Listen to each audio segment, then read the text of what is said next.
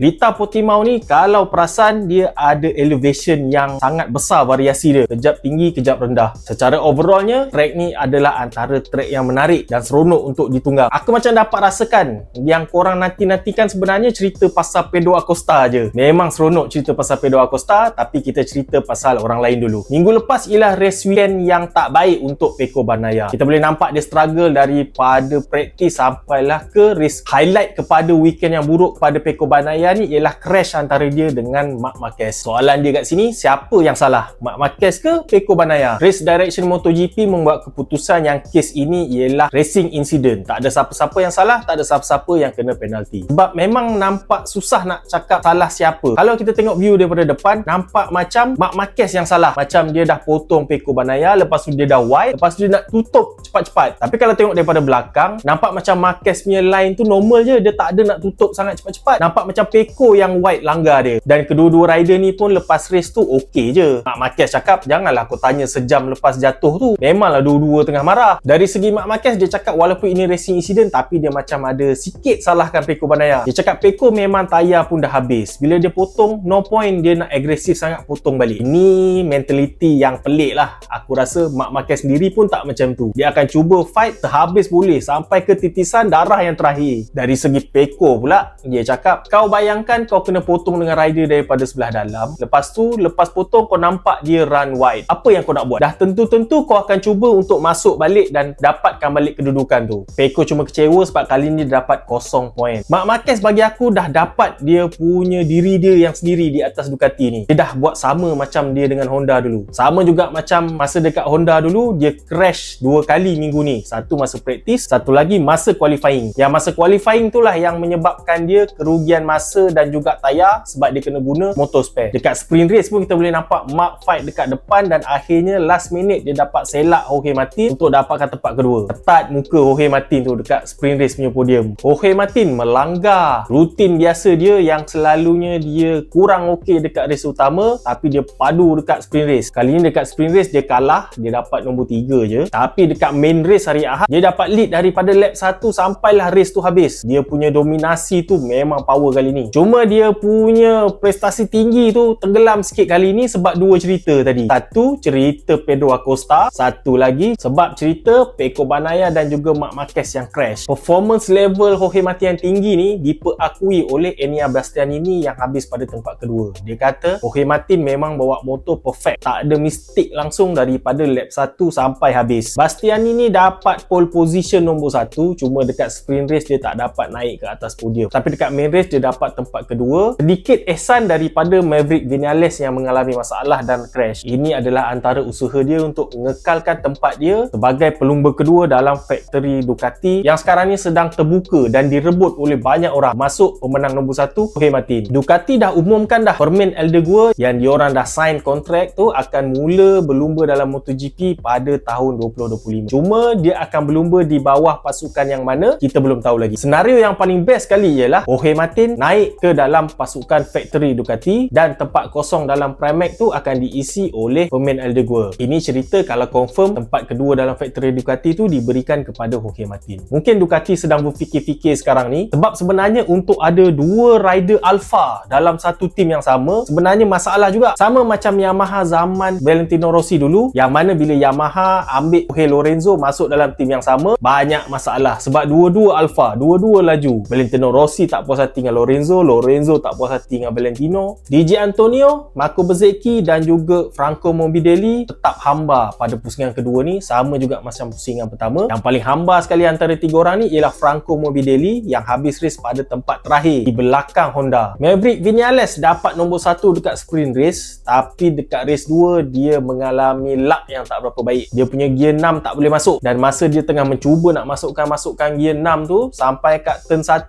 motor dia masuk neutral dan tiba-tiba tendang masuk gear 2. Lepas tu terus high side. Walaupun Maverick Vinales telah memenangi sprint race, itu masih belum dikira menang perlumbaan GP. Rekod tu akan sempurna bila dia menang dalam perlumbaan utama pada hari Ahad. Barulah boleh dikira rekod tu telah dipecahkan. Tahun ni 3 orang yang akan bersaing untuk rekod tu iaitu Maverick Vinales, Alex Rins dan juga Jack Miller. Tapi tengokkan daripada prestasi setakat ni, nampak macam Maverick Vinales yang paling hampir sekali untuk pecahkan rekod tu. Sebelum ni yang nampak mengetuai skuad Aprilia dalam MotoGP ialah Alex Espargaro, tapi mula daripada round ni nampaknya Maverick Vinales jauh lagi laju daripada Aprilia yang lain. Dia betul-betul serasi dengan motor tu, tapi dengan pilihan aero pada bahagian Eco tahun 2023. Maverick Vinales buat keputusan dia tak serasi dengan aero Eco pada tahun 2024 ni. Jadi dia gunakan aero bahagian belakang dari tahun 2023 punya. Tetapi Maverick Vinales cakap dia tak adalah kecewa sangat. Dia ada masalah gear tu sebenarnya daripada lap ke-6 lagi. Bayangkan dengan masalah gear 6 yang susah nak masuk tu pun, dia kehilangan lebih kurang 0.2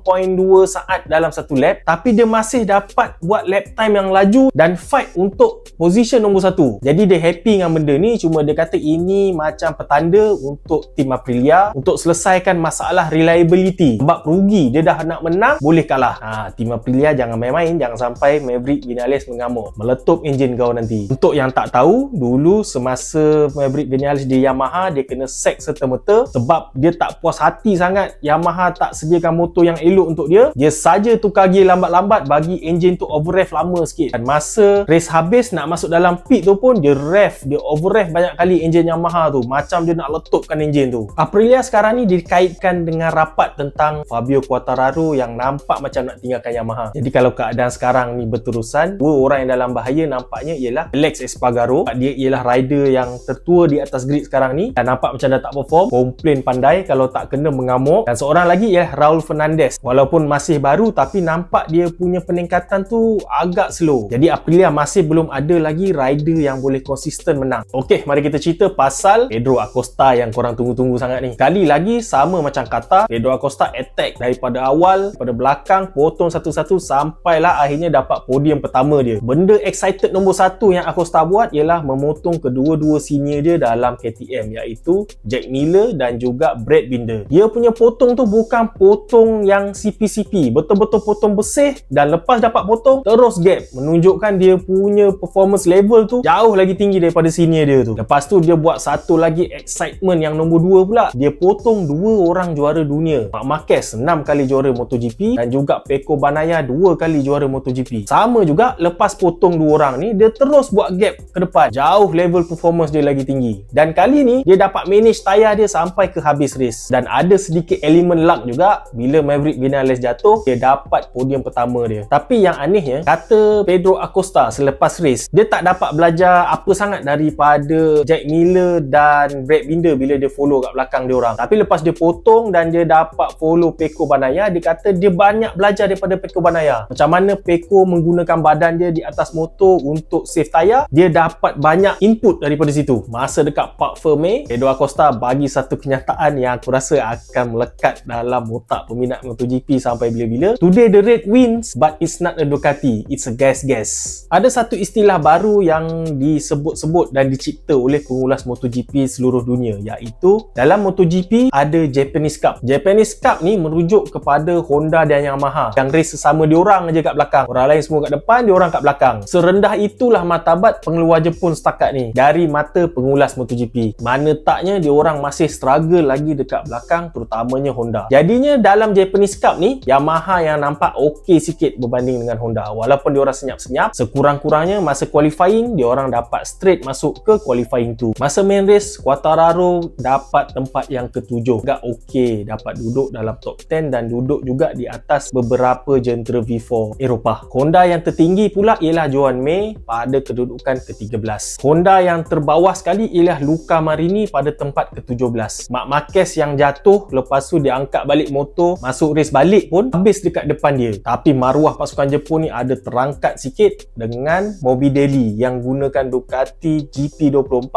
tapi habis pada kedudukan terakhir sekali. Kalau tengok daripada kadar development Yamaha ni, memang dia orang ada meningkat. Kita kena faham yang rider punya prime time tu sangat limited. Tak ramai rider yang boleh stay dekat atas dengan level performance yang tinggi untuk jangka masa yang lama. Jadi musuh utama Yamaha sebenarnya ialah masa. Mereka perlukan masa untuk develop motor tu, tapi Fabio Quartararo mungkin tak cukup masa untuk kekal mempunyai performance yang tinggi macam tu. Quartararo juga cakap jawapan dia sebenarnya clear. Dia akan spill keputusan dia bila bila masanya sesuai nanti. Tapi nampak macam dia nak tinggalkan Yamaha. Kalau kita cuba nak teka ke mana agaknya Quartararo akan pergi, nampak macam yang paling ideal sekali ialah untuk pergi ke tim Aprilia. KTM dah mempunyai lambakan talent yang sedia ada, dan dengan adanya Pedro Acosta, nampak macam KTM dah ada rider yang boleh melengkapi jentera diorang yang dah cukup kompetitif tu. Ducati pun sama, diorang punya talent yang ada dalam semua camp Ducati sekarang ni semuanya bukan calang-calang. Jorge Martin, Pecco Bagnaia, Marc Marquez. Cuma Aprilia yang nampaknya jentera tu dah hebat tapi belum ada rider yang boleh konsisten bawa Aprilia kepada kemenangan. Mungkin Quartararo adalah jawapan kepada tu. Pisang Yamaha kalau kehilangan Quartararo. Dengan habisnya minggu perlumbaan minggu lepas, MotoGP akan berehat selama 3 minggu. Next race ialah pada minggu raya nanti. Kita tengok race sambil makan ketupat. Jumpa lagi.